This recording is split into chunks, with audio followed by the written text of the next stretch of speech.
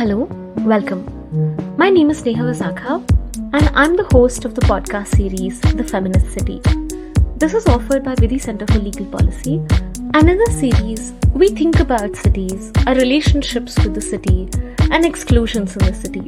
I'm really happy to welcome Dr. Mohsin Alam Bhat to this episode of the Feminist City podcast series. Dr. Bhat is an associate professor and executive director of the Center for Public Interest Law at the Jindal Global Law School. He read law at Nalsar University before completing his LLM and JSD from Yale Law School. His areas of research include constitutional law, equality, discrimination law, religion, and social movements. He combines multiple methodologies, particularly ethnographic methods in the study of law. He's the principal investigator in the Housing Discrimination Project, which involves empirical research on urban rental housing discrimination in India. I'm really glad to be welcoming him to join us and speak to us about his work. Thanks a lot, Dr. Bhat, for coming on to this podcast. Thank you, Sneha. Really nice to be here. So just to start off with the conversation, could you tell us about the Housing Discrimination Project that you are involved in? How did you come about starting this project? What was the scope, and what kind of methods you adopted, and your brief findings? If you could just summarize that for us. Absolutely. So this project actually started off quite small. I was just finishing my PhD, and at that particular moment, this is around 2016, there were a number of anecdotal media, but also more serious academic studies on religious and caste housing discrimination in India. And by training, I'm a lawyer. So at that moment, what struck me quite intuitively was the importance or relevance of law in dealing with this problem. Now, as perhaps we'll come to, I slowly realized the limitations of law, which perhaps is one of the findings of this research. But in any case, the idea at that moment was we got some funding, and the idea was to conduct an empirical research in Delhi and Bombay primarily, and to really understand discrimination and how it really operates. So really understand the modalities and forms of discrimination. Because we assume that discrimination does happen. There's enough evidence to show that. What we actually didn't know was what are the different places it happens, what happens when it happens, so to say. What are the implications? What is the impact? And of course, the larger question of how can law and policy address these challenges. So when this research really started in 2017, it was primarily in Delhi. I got together a really excellent bunch of students and scholars and researchers who came from very diverse backgrounds. There were psychologists, sociologists, lawyers, and eventually we got more funding and we expanded to Bombay, and it eventually became almost a 3-year-long study. And we ended up collecting hundreds of interviews. There were more than 300 interviews. We focused on around 14 neighborhoods in Delhi and Bombay. And some of the larger trends which we were able to capture were the following. The first, I think, would be that we reaffirmed the evidence that there is religious discrimination in rental housing. But equally important was our focus on intermediaries. Brokers were a very important set of respondents who we interviewed. And, this was by and large a qualitative project where we conducted detailed interviews with Muslim brokers, Hindu brokers, owners, Muslim tenants, of course. And what came across by the end of the research was how exactly the rental process operates and what is the importance of access to rental housing, both directly with the owners, but also through these intermediaries. And our broad conclusion has been that there are some severe blockages in the rental access. And what discrimination actually does is it stops people not in the final stage when they are rejected by the owner, but when it takes them far longer than people who usually do not get discriminated against to get housing. So the narratives which we got from Muslim tenants was not only that they were rejected, but that it was just exhausting to find a house.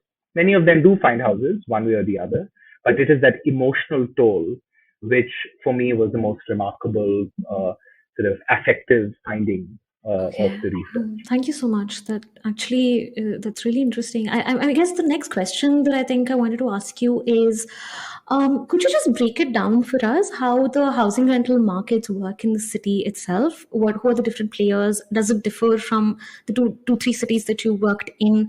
And could you speak more specifically to say Muslim tenants, if they're say women or gender or sexual minorities, or if they're disadvantaged by class, for instance? What are the specific challenges sort of the diversity within the Muslim community face when they are trying to access this kind of rental housing market? Yeah, that's a great question. So one of the things which we were quite aware of right from the beginning, from a methodological point of view, was to not end up interviewing people like us, um, uh, people from a certain class who are usually privileged, English-speaking people who are professionals, but really try and diversify our repertoire of interviews.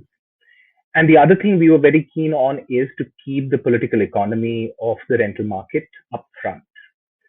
Um, and in fact, there's very little good literature on rental housing, and that's one of the things we struggle with. More recently, there have been more scholars looking at this work, and they've been doing some excellent work. And the most striking thing about the rental market is that, um, the census data tells us there one fourth approximately of uh, Indian cities have rental housing.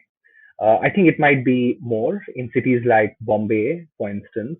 Rental market would be definitely more than one third of available housing.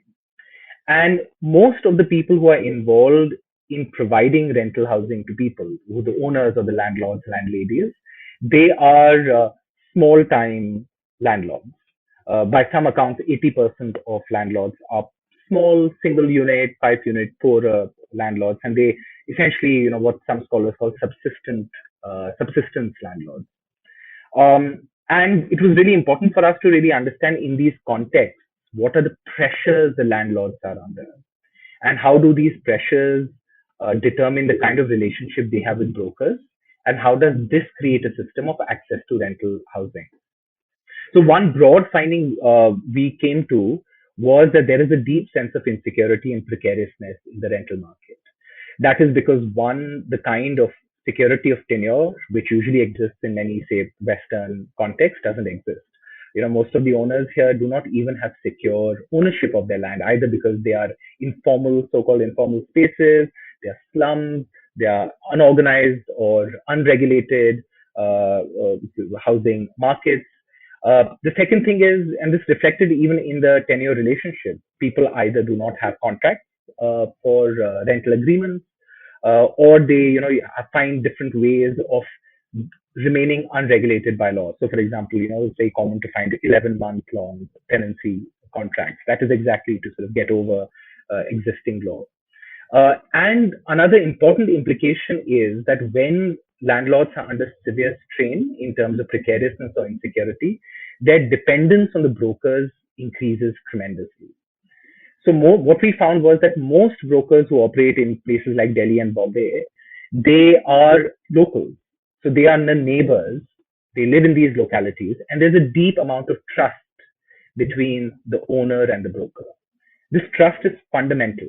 It is fundamental because owners are worried that rent won't be paid. They are worried that their property may be taken over because there's no security of tenure. They are worried that tenants may come and destroy things, and that the legal process will not provide any redress. Now, why am I saying all this? I'm saying all this because this essentially means that the moment of crisis in the rental market, which feeds into practices of discrimination, is not only what the owner decides. That's our common imagination, right? That the owners are discriminating or the owners are prejudiced, but rather the kind of understanding, quite implicit, which happens between owners and brokers, and how a person lands up at the owner's door. If the broker is not on the side of the tenant, and the broker is not able to vouch for the tenant, then it's highly unlikely, independent of the predispositions of the owner, that the owner will be happy to have a tenant. Now, this has a direct impact on discrimination, because the experience of discrimination is not the discrete moment of rejecting a person, but navigates this really messy space of the rental market. Uh, I am sure it'll come up in our conversation, but one of our broad sort of conclusions also was that if law and policy has to deal with discrimination, it cannot just stop at passing an anti-discrimination law, for instance.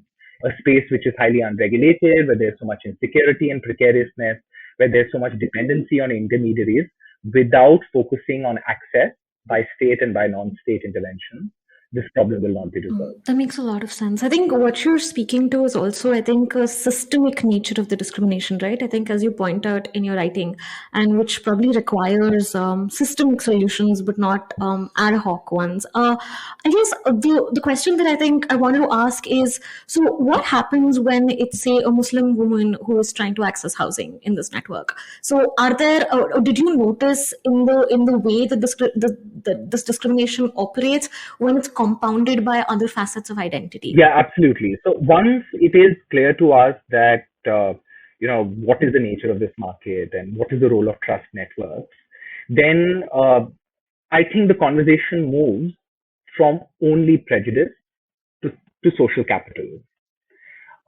Because the issue over here is, who are the people who are able to find these trust networks? So ordinarily, our understanding of the rental market is that one, the rental market usually is the first stage for a person from outside to enter into a city, whether it's a professional or a working class person, a man or a woman, a transgender person. Usually, the person steps into the housing market, and rent is the first step towards it. And this is our imagination that eventually people would want to own a house. That still exists, and that may be a problem, and perhaps we can come to that later. But if the access to this rental market depends so much on these trust networks in the background of this insecurity, then the bigger question is, who are the people who are able to access this trust network? In our findings, the impact of discrimination is therefore not only rejection, but in the kind of blockages which come up in accessing these networks that eventually help people reach the rental market. Now, what are the different ways in which social capital plays a role in accessing rental markets? So identity is one of the most important things. So I end up going to a city and I am a Muslim, or I am a middle class person, or I'm an engineer, or I speak a particular language, and those are the markers. And apart from that, they are also important sources of social capital because they give me access to those kind of networks. People end up going to places where people like them already exist, and those are the networks people recreate. The impact of discrimination, particularly of the systemic kind of discrimination, say for instance against Muslims, is that all other forms of available networks which a person can tap onto because of their social capital vanish, apart from just one, that is religion. So what, in short, religion or discrimination does is, it completely destroys all other routes apart from just one. So if a Muslim comes to a Bombay or a Delhi, and then there is systemic widespread discrimination, the person, in other words, is reduced to that identity. And this is a narrative which we constantly heard from people, right? And we struggle with trying to figure out, what does that mean? It not only means, when a person tells us that they felt reduced to their identity when they were in the rental market, that is not only that they were constantly reminded of it, but also because that was literally the only identity, only social capital they could rely on in order to get access to the rental market. I think this particular insight is applicable across the board, whether you're a woman, whether you are a gay person coming to a city, whether you are a single woman professional. What happens is that the only kind of network you can access is the network which is purely dedicated to help you out. And completely anecdotally, even though we did not do any research, say for instance, on women coming to the city looking for rental housing, but quite often the stories we heard anecdotally from them was that, well, when we asked my friend who's a lawyer who's come from, say, Lucknow to Delhi, and ask her, how did you find your house? Invariably, somebody like her would tell me, oh, I asked another woman, how did you find a house? Another woman lawyer from UP, how did you find a house? And the reason for that is that for discriminated groups, all other available options vanish. It stops mattering whether you're a Hindi speaker, a middle class person, or whatever. The only access route you have is the identity on the basis of which you get discriminated against. I think that also explains why discrimination, particularly in the case of Muslims, leads to segregation, because these kind of networks by and large merge towards certain areas of the city, and that those are the areas which eventually feed into households from Muslims. So yeah, that would be my sort of assessment and my learning from this research, which speaks to all other groups Got it. who also tend to get systemically discriminated against. Okay. No, thank you so much for sharing that. I think the question I wanted to ask you next is, in the course of your research, when you were speaking to all of these, say, house owners or brokers, what were sort of the narratives that were emerging that sort of underpins this kind of prejudicial thinking? Were there any recurring themes that you were coming across, assumptions and stereotypes that people were sort of repeating? And I think something that you write really well is about how you talked about these unwritten rules that sort of govern localities about who can live or rent there, and sort of how that exists alongside like popular imaginations about the right to housing. Or so could you just speak to that, about the social imagination that sort of underpins this kind of discrimination, and how that sits with, say, if there is there an emerging consciousness of, say, the fact that housing is something that everybody should be afforded to as a Right. So I think there are two big questions. So let me first come to the narratives of discrimination and what people say. Um, so when we started the research, I wasn't expecting that we'll get lots of brokers or owners confessing, if I may use that word, of discriminating. It is quite remarkable how open people were in saying that they refuse to accept certain kind of people. Uh, Maybe because we were interviewing brokers in both Delhi and Bombay, and we had built some sort of trust with them. Maybe because they were also able to distance themselves from the decisions of the owners. I'm not sure why, but when we looked at our transcripts again, it was quite dramatic how many brokers just said they do not entertain Muslims. They never try and find a house for Muslims, or they reject Muslims themselves, or more common, that the owners would never accept Muslims. They said that, they claimed, based on their previous experience. And what they said was rather standard, very familiar stereotyping of Muslims. They are violent, who knows whether they are terrorists, they are dirty, they have too many children, uh, or the more benevolent brokers would say that, oh, they anyway will not be happy in living among Hindus, so it's best that they go to Muslim areas. And what we consciously, right in the beginning, focused a lot on neighborhoods which were, so to say, on the boundary between a Muslim concentrated and a non-Muslim concentrated area, because we really wanted to understand the impact on segregation as well. So we quite often found brokers who would say, no, why would Muslims come here? Even if they come here, we send them off to that nearby Muslim locality because of all these said reasons.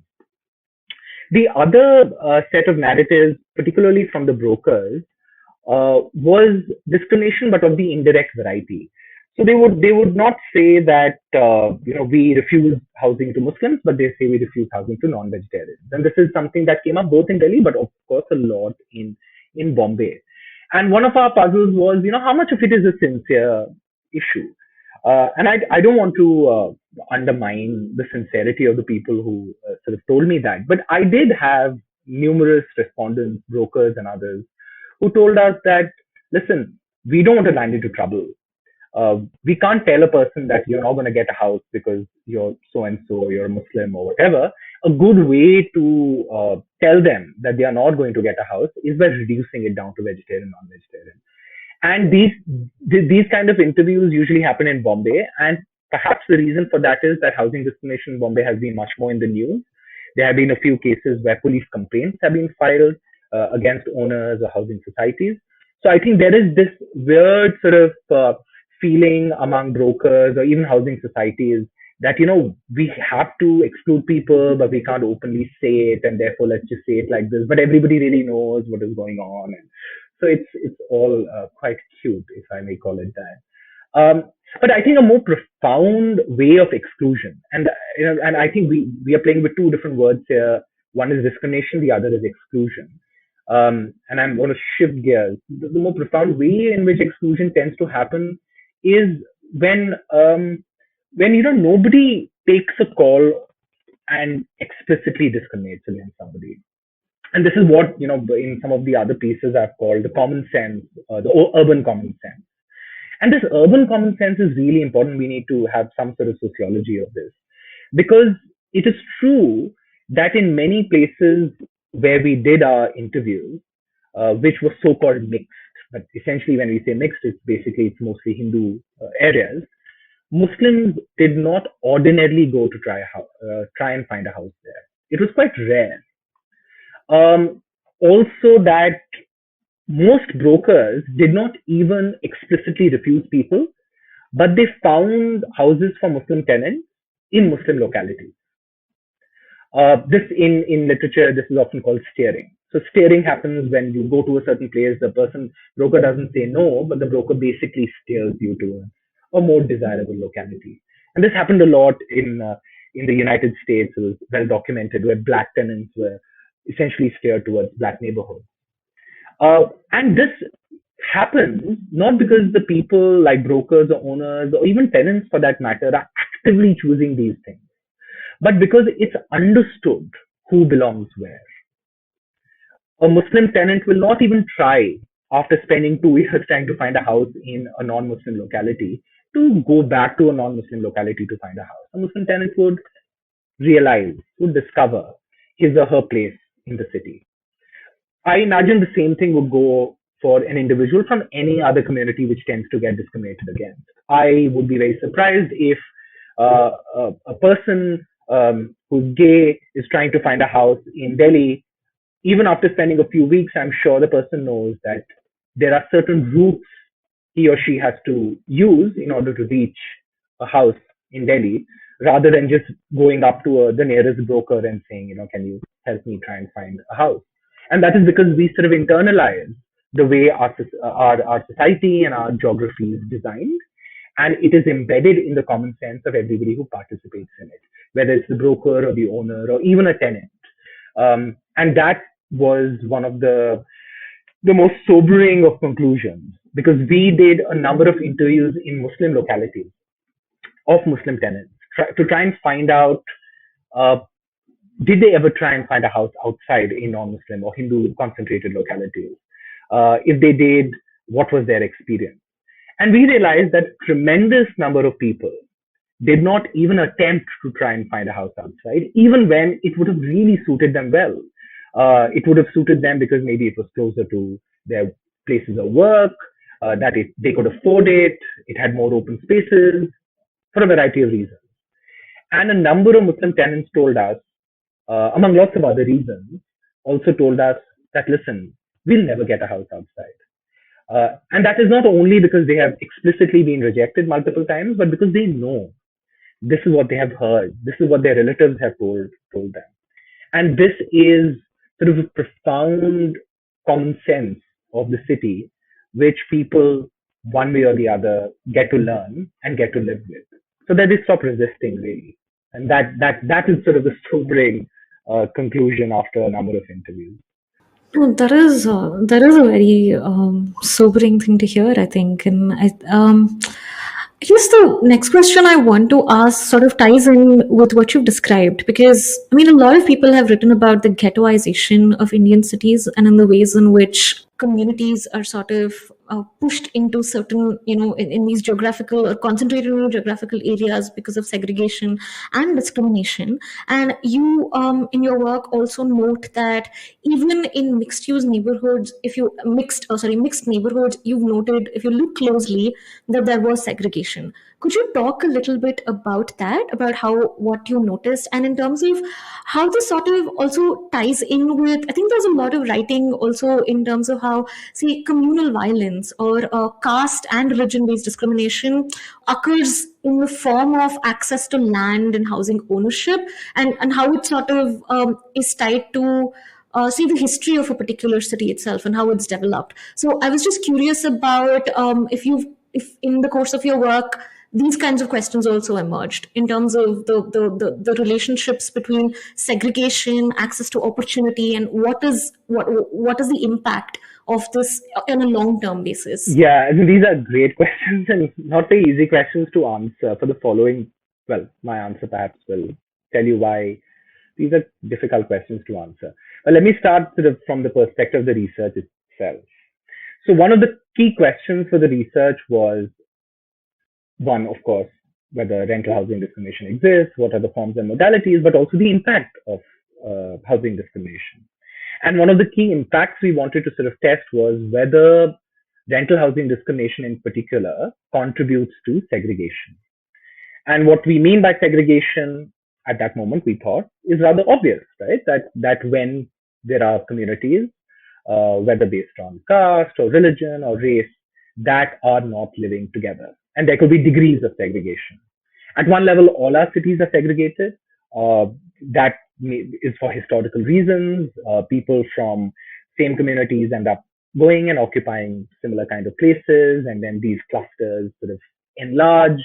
And if you're from Delhi, you would know that a CR Park is a Bengali neighborhood, and Punjabi Bagh is a Punjabi neighborhood, and there are people from post-partition refugees who settle down in certain areas, like a Lajpat Nagar or something, will have a certain texture, and therefore segregation at one level is just something that may not necessarily have resulted from discrimination, but because of historical patterns of people moving in. The same thing we can say about a Bangalore or a Bombay or Mumbai or any other city.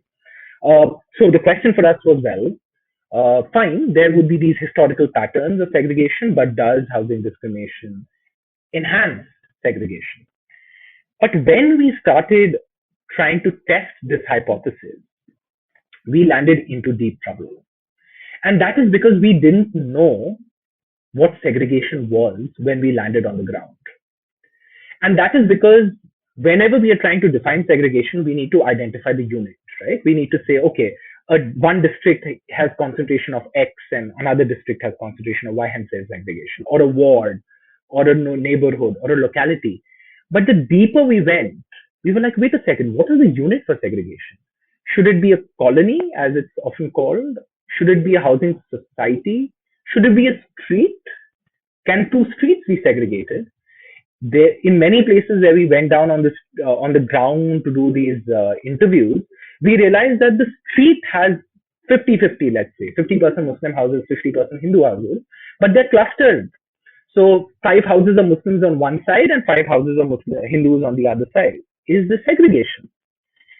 And we realized that the word segregation does not really help us in this particular situation. Why? Because we had already started realizing that what really matters is not just segregation in terms of space, but segregation in terms of access and segregation in terms of the networks people use to reach a house. So to give you an example, I live in a building on the same floor. There are 2 other houses. Suppose I'm a Hindu, another person is a Hindu, and the third person is a Muslim. Is this floor segregated? Doesn't look like it, right? But I would like to suggest it actually is, because the 2 Hindus who have landed up on this floor have accessed the rental market in a completely different fashion from how that Muslim reached that floor. And that is because the Muslim, as I already suggested, did not have access to the same kind of social capital, the same breadth of network. He could not land up to the same broker as I did. He had to find an owner who was happy to have a Muslim. He had to find a broker who had a relationship with that owner. He had to have like a decent relationship with that broker who was not prejudiced and was happy to help this person reach that floor. So even if we end up on the same floor, segregation may not be spatial in nature, but segregation can have other profound manifestations, which is in terms of networks of access. So that would be one sort of if I may dare say, a theoretical intervention in trying to redefine segregation. But of course, that doesn't mean spatial segregation doesn't exist, and it's not important. It's really important, and there's tremendous literature and research in India and abroad showing how bad segregation is. Uh, Obviously, there is alienation, communities do not end up living together. And one element of segregation is also ghettoization. But since I've used the word ghettoization, I also would like to clarify that, the word ghetto is often not well used very often because in many of my even ordinary conversations, people tend to associate a Muslim neighborhood to be a ghetto. And that is not a good thing simply because the word ghetto is a stigmatizing word. And just because Muslims live together in a particular place or Dalits live together in a particular place, that is, doesn't automatically become a ghetto. Yes, it is a segregated space, like all our spaces are segregated spaces, but that particular space is not a ghetto. The better use of the word ghetto is the way you used it right now, which is it's a process. And ghettoization as a process means that when certain communities in India, there's tremendous evidence to show both Dalits and Muslims, are forced into certain spaces because of violence or discrimination or a feeling of alienation. And in addition, because certain spaces are predominantly occupied by Dalits or Muslims, then there are lesser public amenities, there is less productive policing, there is less space for children to play, there are no schools, etc., etc. So absolutely, there is a long process of ghettoization, and what we found, and I imagine what our contribution to that conversation around ghettoization, particularly religious ghettoization, was two things, I think. The first was that we found evidence of this process of ghettoization in the context of rental housing discrimination. Because when we went into Muslim concentrated spaces and asked people, as I told you, have you tried finding house outside? They told us that they'll never get a house outside because they are convinced that people will discriminate against them. That reflected alienation. And that is a process of ghettoization. And the second aspect of that ghettoization was, as I told you, that we chose our neighborhoods based on the boundaries between Muslim concentrated and Hindu concentrated areas. And another thing our Muslim respondents told us, by and large, was their bad experiences with dealing with their neighbors living in Hindu concentrated areas. So, for instance, respondents in Delhi told us in Muslim concentrated localities in South Delhi that the shops in the Hindu areas never give them credit. That when their children go and play in a garden, which is in the middle of Hindu and a Muslim concentrated localities, then the people from so-called other neighborhoods are very unhappy with them coming and sharing the space. And that deepens the kind of alienation which exists among people. And that definitely contributes to both ghettoization, but also it contributes further to the reluctance of discriminated against communities like Muslims to even attempt to find a house outside, because this just reinforces their view that they'll never be able to get a house. Again, as far as the question of violence is concerned, there is again a lot of literature. There are scholars who have talked about the role that violence plays in creating segregated spaces. Places like Ahmedabad and Mumbai are right there at the top, where violence has directly led to the creation of segregation. But the feeling that there will be violence seems to be a very important theme in our interviews with Muslim tenants. And one thing which sort of surprised me a bit was that, in Mumbai, I was expecting that. I was expecting that when we will talk to Muslim tenants or Muslim residents, they'll tell us that, listen, we've ended up going to a Muslim concentrated area because there was 1992 and, we'll face violence otherwise. In Delhi, it was quite common. And two things that the respondents told us. The first was that even though Delhi had never, till very recently, we did our interviews before the Delhi riots, but till very recently had not had very sort of severe pattern of communal violence. What they told us was that where they had come from into Delhi, those places had faced violence. So they had come from a Darbhanga or a Muradabad or a Meerut, and they would say that, listen, we, in our memory, this violence had happened, and therefore we would come to Muslim concentrated areas for security. The second was the 1984 anti-Sikh violence. Uh, I did not expect to find the resonance of that episode among the Muslim residents of Delhi, particularly in South Delhi, in older localities like Hausrani, for instance. The number of Muslim residents who told us that, listen, what happened in 1984. So it seems that there is this sort of um, minority memory, and that minority memory is shared. That if some other community also faced Got it, it. Okay. it reinforces one's own insecurities about where one belongs to in the city.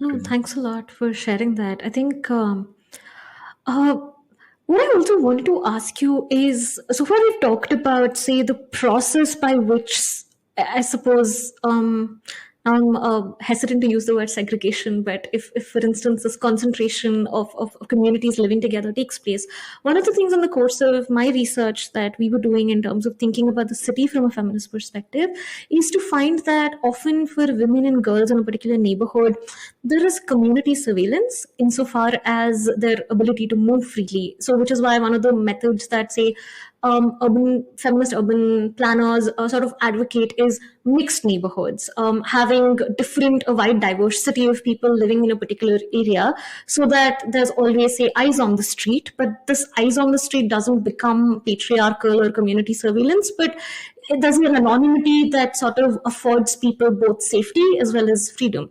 I was actually curious if you came across any kinds of narratives in terms of what the experiences of, say, girls and women in the community faced in navigating, say, living in areas that were that sort of are dominated by the community they come from. That was part one of the question. The second I wanted to ask is if you also came across narratives where this sort of access to public infrastructure, whether it is public services, water, sanitation, etc., which, as we discussed, touched upon earlier in the conversation, that may not be invested in, where communities who are sort of marginalized in the city live in. How does that impact, say, the domestic economy within the community? So coming to your first question, I completely agree with you, and um, a number of interviews, particularly of Muslim women that we did, reflected this concern. So even though directly we did not study the role of neighborhood surveillance and disciplining when it particularly came to gender and came to women, I think we can infer from our interviews that our respondents did feel that.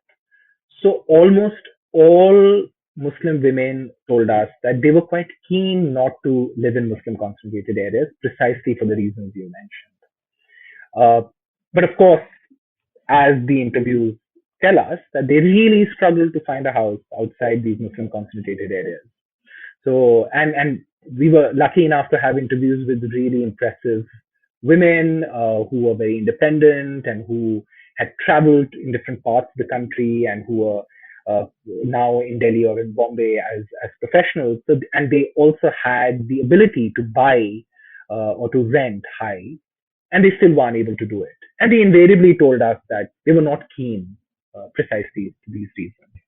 And one, just anecdotally, if I could sort of share that, one very funny instance which happened quite early in our field research was I was doing these pilots in early 2017, I think, in Bombay. And there was this one particular Muslim property dealer broker who I wanted to interview for this pilot in Badala. And the reason I wanted to meet him was that right before that, maybe a year or so before that, there had been an incident in North Mumbai where a Muslim family was about to move into a housing society. And the housing society passed it was, they bought a house from a Hindu family. And right before they moved in, this housing society passed a resolution saying that they can't come in because they are Muslim. So this sort of became a huge thing, and an FIR was filed, the first information report on provisions under the Indian Penal Code, which prohibit creating animosity between communities, etc. This is usually the provision 153B which was used. And as it turns out, I found out that this guy who I was about to go and meet, he was spearheading that particular movement of, fighting discrimination. So I wanted to go and meet him because I wanted to, one, obviously understand what the mechanics of all this is, but also sort of to meet a person who's fighting the good fight, right? And who wants to reject religious discrimination and segregation, etc. So I land up at his place. It's a long conversation, and he's a really entertaining fellow. And he gives me a lot of details about, what is happening in Bombay, etc., etc. All familiar things now after 2 years. I agree with his assessment. But right before I was about to leave, I just called a cab. I was waiting for a cab.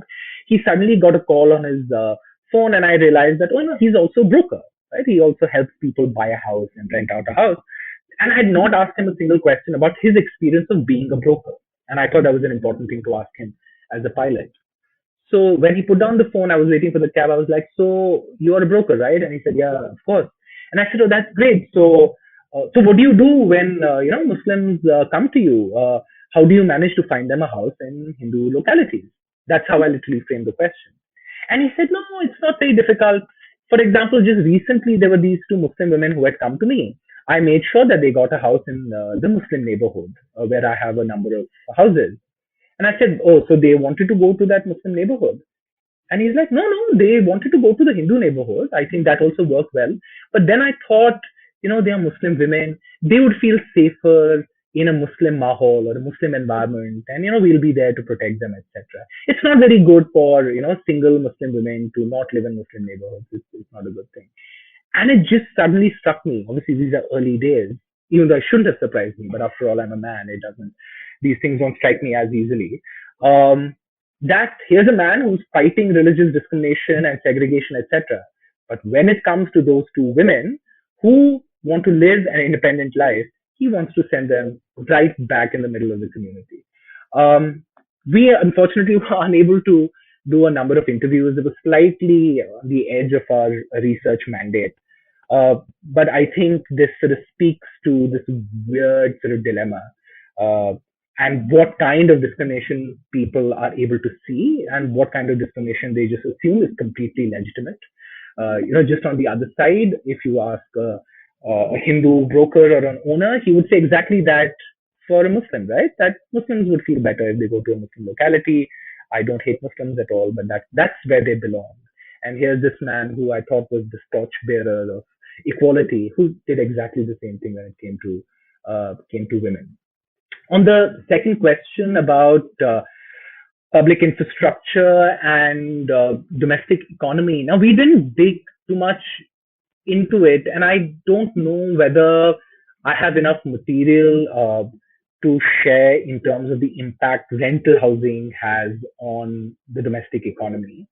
I also feel in Bombay and Delhi, the rental economy is quite active in all sorts of areas. So there's no reason to believe that it is more active in one place or the other. One of the hypotheses we wanted to test was whether, because of religious discrimination, housing properties or rent are higher or lower in Muslim areas or Hindu areas, or that for Muslims the rent is higher in one place and not the other. I hope other researchers are able to do that kind of work. We were unable to find any clear evidence on it.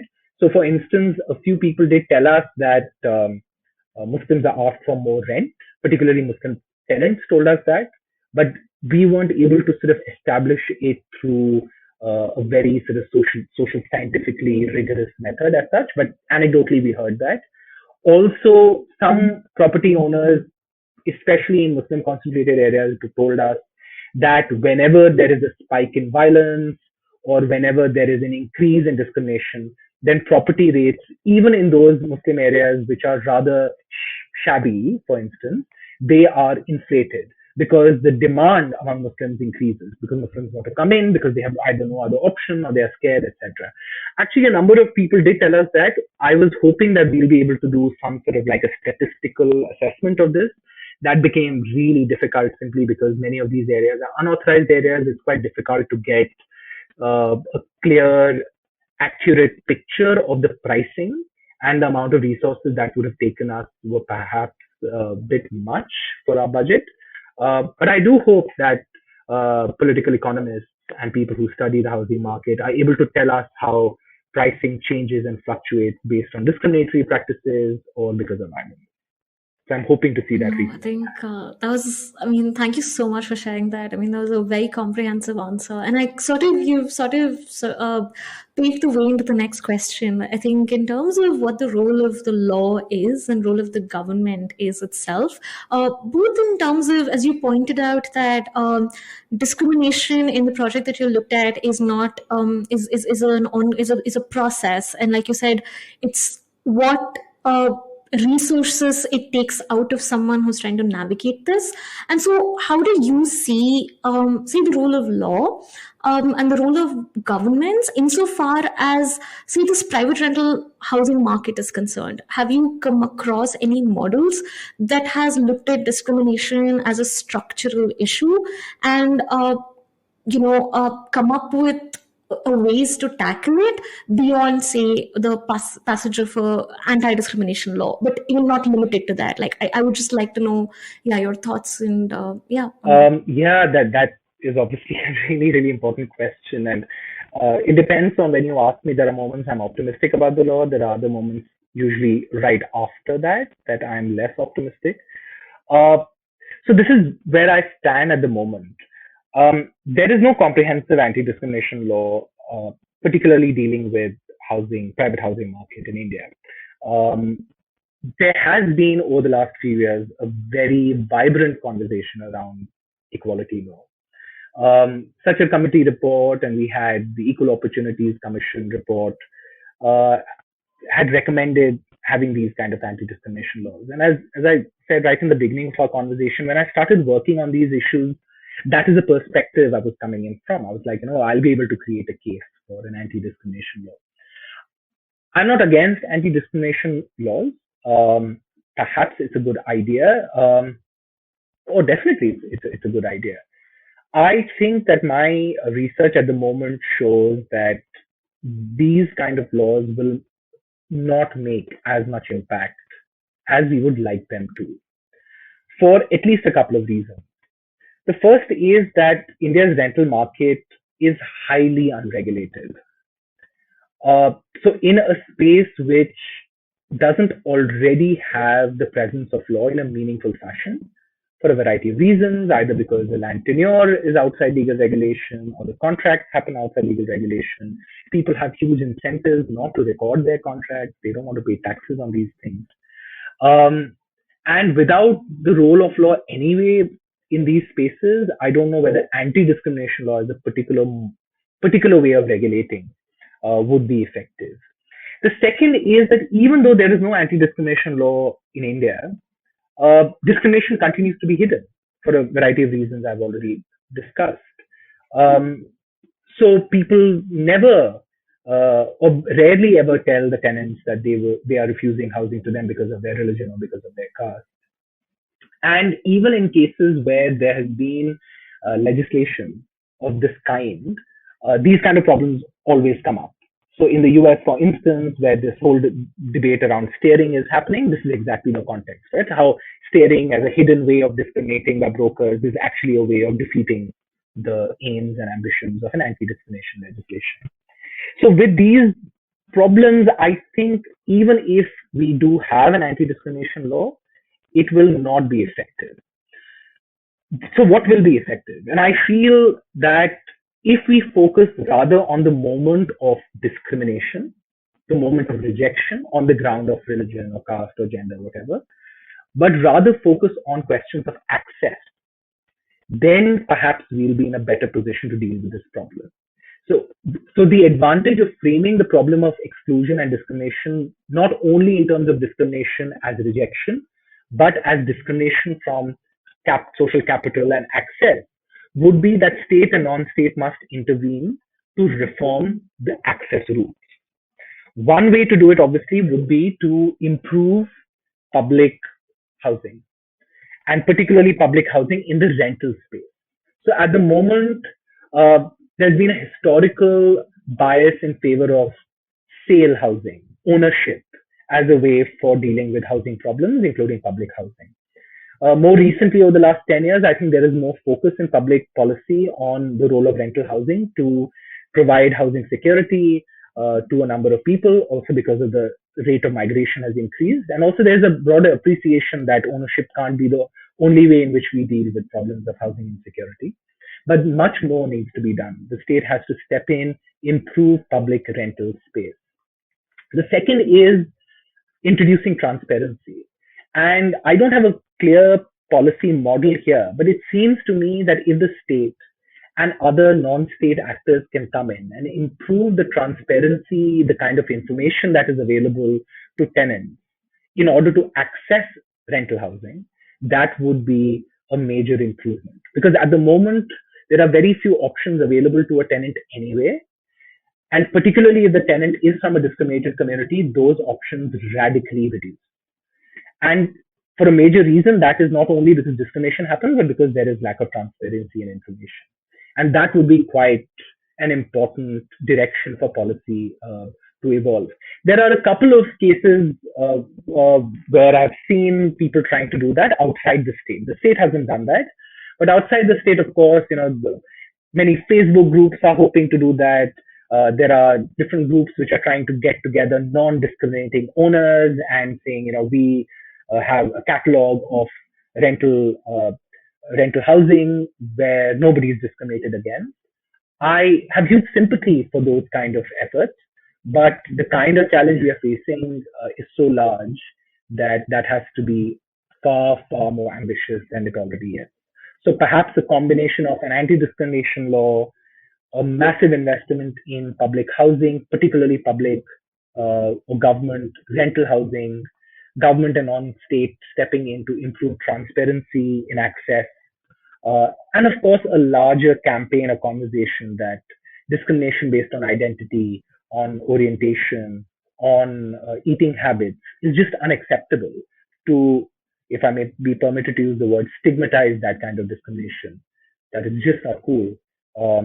Is hopefully a good set of strategies. No, that makes a lot of sense. I just had to interject. I want to ask you, is tenant unions that sort of, I've read a little bit about tenant unions that sort of came up during the pandemic, say in the US, etc., where people sort of started advocating for rent freezes, especially because of what was going on. Is that kind of a model even possible in the legal framework in the country? In your research, did you come across any tenant sort of organizing at all insofar as some of these questions are concerned, maybe directly or indirectly, where people coming together and is that such a that was just so yeah, as in I don't know in how many kinds of spaces those kind of experiments can even happen, forget about succeed. That is because by and large tenants are also in a really precarious situation. So in a context in which there are no laws, owners have predominant power over the tenure of the tenant. If a tenant sort of mobilizes or a set of tenants mobilize, I don't know whether they'll be able to pressurize the others. But there are a couple of other things. In certain contexts, maybe in a rent control context where the tenancy is really protected, that we know that rent control laws continue to exist in many parts of the country because tenants have managed to mobilize together and work as pressure groups on the government. So I'm not sure whether I know exactly how this would operate. I didn't come across these things in the field. But my sort of note on a note of caution, I don't think we should necessarily frame this as this great battle between tenants and owners. It really is not. I think there is a growing consciousness that there needs to be balancing and some amount of deregulation of the rental market. That owners and tenants are not necessarily at loggerheads. Some scholars have also pointed out that owners should not automatically be treated as antagonists in the story because owners do provide valuable assets for housing. What we need is genuinely meaningful, mature regulation of this market, which also opens up assets for large number of people. But when it comes to the question of discrimination, the issue will remain, how do we have a very public conversation about rejecting discrimination, and how do we create systems, both public and non-public, where people have better, easier, more transparent access to those mental Got it. Okay. So I think the last question I guess I wanted to ask you is, you're a legal academic yourself, and you in this project you had a highly interdisciplinary team. I sort of was curious because in law school, while we technically are supposed to study, the social sciences, it's not really integrated in the way that we are taught or think about the law. I was just curious about what you think in terms of how legal education and sort of how, say, jurisprudence around the right to housing itself needs to encompass, say, numerous things that you pointed out, that this is not just a question of law, but it encompasses political economy, social identity, a range of other disciplines. And I was just curious about, particularly around law and geography, for instance. I was just curious about what your thoughts were doing this project as an academic in terms of how law is taught, framed, and, articulated in popular conversations. I have a number of thoughts, so I'll try and summarize some of them. I think in terms of jurisprudence, the court, as far as I understand, hasn't spoken much about rental housing discrimination as such, but even the small occasions when the Supreme Court has spoken about it, I think it speaks volumes. So, of course, there's that famous Zoroastrian Society case where the Supreme Court basically said that housing societies can exclude based on identity. And one can spend hours discussing that case, but one of the most striking things, and I hope your listeners will look at that case. But for me, at least, the striking thing about that case was how the court reduced the question of housing security, exclusion, discrimination, dignity to this conflict between private property and culture. Okay. Also because the housing cooperative society movement itself in places like Bombay and Maharashtra were based on trying to find ways in which residents could live together in a democratic framework. Democracy really matters when we are thinking about access to housing and an anti-discrimination ethic. And I hope the court is able to revisit that soon. And I hope that lawyers and law students pay close attention to how we assume exclusion in the space, and we just don't see it anymore, that we just think that this is natural and normal. I also hope one day law students will study law in space and law in geography much more. For me, it was a great revelation how spatial justice and rights on the city are such important themes, but understudied in our pedagogies. There are great scholars working on these things. So I hope more and more people do it. And our research fundamentally was interdisciplinary because we cared about the market, we cared about political economy, we cared about the psychological impact on people. Personally, I gained a lot from all my friends who joined the research, particularly the sociologists and psychologists, I think, were just absolutely remarkable. And that will remain for me the most important thing about the research. Personally, for me, that I got to learn from so many different people. So, for instance, one of our colleagues who is a psychologist spent a lot of time in Muslim concentrated areas in Delhi, and she was able to give such amazing accounts, and she's written on it, amazing accounts of the experience of a Muslim woman who may come from exactly the same who may come from very different class, religion, background, but in many ways share the same kind of anxieties as she does. And I think that really taught us a lot about how to go about doing research, how to learn from each other's methodology. Okay. So I hope moving forward, my own professional community of lawyers and law students will be able to gain from these kind of conversations about space, interdisciplinarity, and justice. Thank you so much. That was such a wonderful answer. Thanks a lot for taking time and speaking with me. I mean, I got so much to learn just reading about your work and even just listening to you talk about this.